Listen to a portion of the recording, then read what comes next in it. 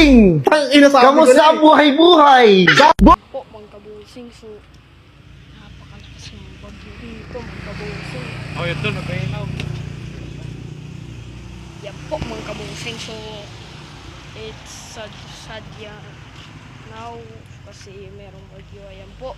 So, maghanda na lang tayo sa papalapit na bagyo ngayon dahil kami naghahanda na para sa dadating na bagyo. Ang bagyo na pala ito ay bagyong Pipito. So, please, ipagdarasal natin ang mundo kasi para hindi matulog. So, ayan na po. Ayan na po. So, meron na palang ilaw, mga kabusing. Kasi ngayon, pupunta kami sa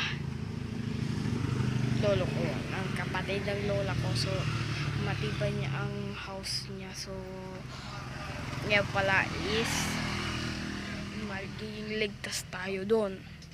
So, mga 4 PM or 5 PM ng hapon bukas, dadating na ang ulan na malakas na ahon dito pala kami sa Eastern Samar. So, dito sa Samar, ang mararamdaman mo sa bagyo, ang malakas na bagyo dito. Bagyong Pipito at bagyong Yolanda at bagyong Robe. So, alam na lang tayo kasi di naman tayo sure kung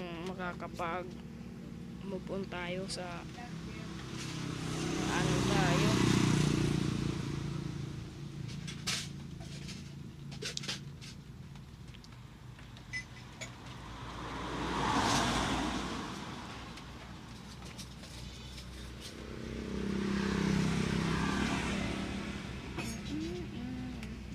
So, ayun po mga guys.